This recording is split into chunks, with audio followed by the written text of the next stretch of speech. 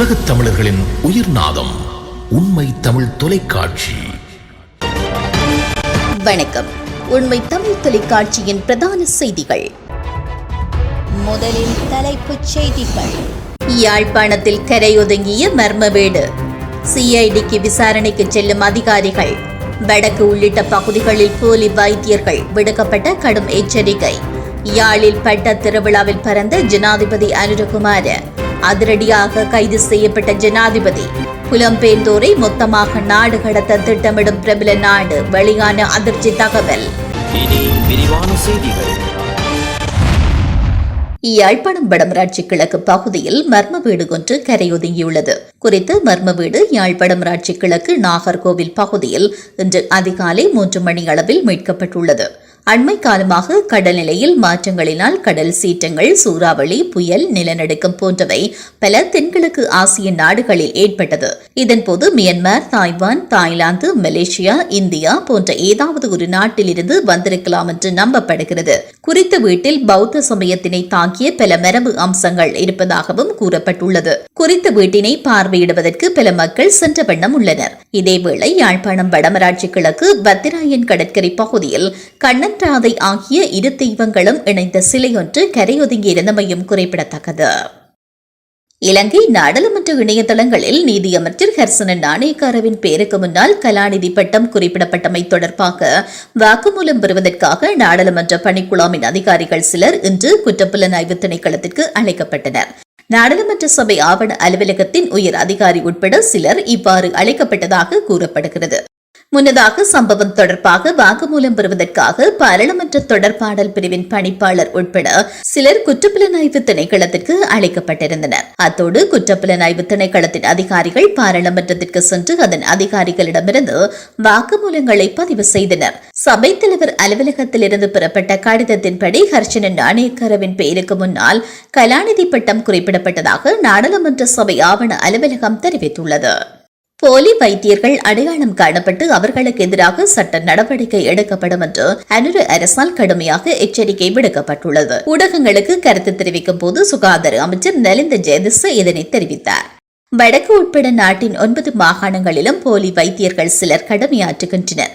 அவர்கள் அடையாளம் காணப்பட்டு அவர்களுக்கு எதிராக சட்ட நடவடிக்கை எடுக்கப்படும். மருத்துவத்துறை மகத்தானது. போலி வேடம் தயாரித்து எவரும் மருத்துவத்துறைக்குள் உள்நுழைய முடியாது. மக்களின் உயிரோடு விளையாட எவருக்கும் இடமளிக்க முடியாது என்று அவர் கூறினார். தமிழர் திருநாளாம் உழவர் திருவிழாவை முன்னிட்டு யாழ்ப்பாணத்தில் வல்வை பட்ட திருவிழா 2025 வல்வை உதயசூரியன் உல்லாச கடற்கரையில் நேற்றைய தினம் நடைபெற்றது. குறித்த பட்ட போட்டியில் சுமார் 130 பட்டங்களை அதனை வடிவமைத்தவர்கள் விண்ணில் பறக்கவிட்டிருந்தனர். அவற்றில் உயிர்த்தெழும் டிராகன் பட்டம் 1ஆம் இடத்தையும், மின்புறப்பாக்கி பட்டம் 2ஆம் இடத்தையும், ஹெலிகாப்டர் மூலம் தூக்கி செல்லும் திரையரங்கு பட்டம் 3ஆம் இடத்தையும் பெற்றுக் கொண்டது. இதேவேளை பறக்கவிடப்பட்ட பட்டங்களில் ஜனாதிபதி அனுரவின் புகைப்படத்தோடு தூய்மையான எதிர்காலம் என்ற வாசகம் பொறிக்கப்பட்ட பட்டமும் பறக்கவிடப்பட்டிருந்தது. கிளீன் ஸ்ரீலங்கா ஜனாதிபதி அனுரகுமார திட்டம் ஊடாக இலங்கையில் பல்வேறு செயல் திட்டங்கள் முன்னெடுக்கப்பட்டு வருகிறது. இந்த பட்ட திருவிழாவில் நடிகரும் அரசியல்வாதியுமான விஜயின் படம் பொறித்த பட்டமும் பறக்கவிடப்பட்டிருந்த நிலையில் பெருமளவிலான மக்களும் பட்ட திருவிழாவில் கலந்து கொண்டிருந்தனர். தென்கொரிய ஜனாதிபதி யூன் சுக் இயோல் கைது செய்யப்பட்டதாக சர்வதேச ஊடகங்கள் செய்தி வெளியிட்டுள்ளன. பாரிய போராட்டங்களுக்கு மத்தியில் இன்று புதன்கிழமை அதிகாலை அவர் சிறப்பு புலனாய்வு அதிகாரிகளால் கைது செய்யப்பட்டார். கைது நடவடிக்கை தொடர்பில் மேலும் தெரிய வருகையில் தென்கொரிய ஜனாதிபதி யூன் சுக் இயோல் மீதான கிளர்ச்சி குற்றச்சாட்டுகள் விவகாரத்தில் ஜனவரி 3ஆம் தேதி கைது செய்ய முற்பட்ட போதும் அவரது ஆதரவாளர்களின் போராட்டத்தால் கைது செய்ய முடியவில்லை. இந்த நிலையில் அவரை கைது செய்யும் 2வது முயற்சியில் புதன்கிழமை அதிகாலையில் யூன் சுக் இயோலின் வீட்டின் முன்பு சிறப்பு புலனாய்வு அதிகாரிகள் கூடினர். ஆனால் கைது நடவடிக்கை குறித்து முன்னரே அறிந்ததைப் போல யூன் சுக் இயோலின் ஆதரவாளர்கள் 6500 பேர் ஒன்று கூடி பதாகைகளுடன் போராட்டம் நடத்தியிருந்தனர். மனித சங்கிலி போராட்டமும் நடத்தினர். போராட்டம் நடத்தியவர்களில் பெரும்பாலானோர் வயதானவர்கள் என கூறப்படுகிறது. இதனைத் தொடர்ந்து யூன் சுக் இயோலின் வழக்கறிஞரும் சிறப்பு புலனாய்வு அதிகாரிகளிடம் பேச்சுவார்த்தை நடத்தினார்.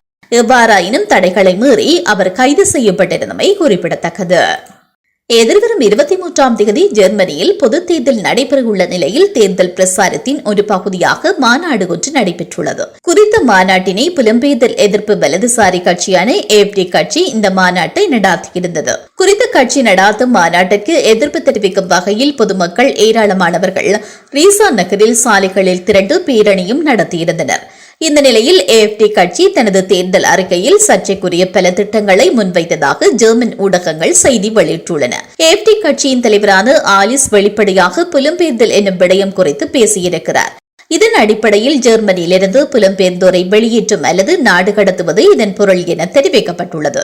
ஜெர்மன் எல்லைகளை மூடுவது, மீண்டும் ரஷ்யாவிடம் எண்ணெய் வாங்க தொடங்குவது, பாரிஸ் பருவநிலை ஒப்பந்தத்திலிருந்து வெளியேறுவது, யூரோ நாணயத்தை கைவிடுவது மற்றும் புதிய மாகாணங்களின் கூட்டமைப்பு ஒன்றை உருவாக்குவது ஆகிய சர்ச்சைக்குரிய பல விடயங்களை தனது தேர்தல் அறிக்கையில் AfD கட்சி முன்வைத்துள்ளமை குறிப்பிடத்தக்கது. இது தொடர்பில் கூட்டத்தில் பேசிய கட்சி தலைவரான ஆலிஸ் பெரிய அளவில் புலம்பெயர்தல் பின்னணி கொண்டவர்களை நாடு கடத்த இருப்பதாகவும் அதைத்தான் ரெமிகிரேஷன் என அழைப்பதாகவும் தெரிவித்துள்ளார். மீண்டும் தலைப்புச் செய்திகள்.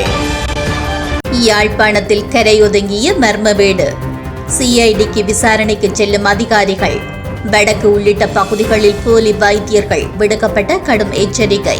யாழில் பட்ட திருவிழாவில் பறந்த ஜனாதிபதி அனுரகுமார, அதிரடியாக கைது செய்யப்பட்ட ஜனாதிபதி. புலம்பெயர்ந்தோரை மொத்தமாக நாடு கடத்த திட்டமிடும் பிரபல நாடு, வெளியான அதிர்ச்சி தகவல். இத்துடன் இந்த செய்திகள் நிறைவடைகின்றன. மேலதிக செய்திகளை தெரிந்து கொள்ள உண்மை தமிழ் தொலைக்காட்சியோடு இணைந்திருங்கள். வணக்கம். உலகத் தமிழர்களின் உயிர்நாதம் உண்மை தமிழ் தொலைக்காட்சி.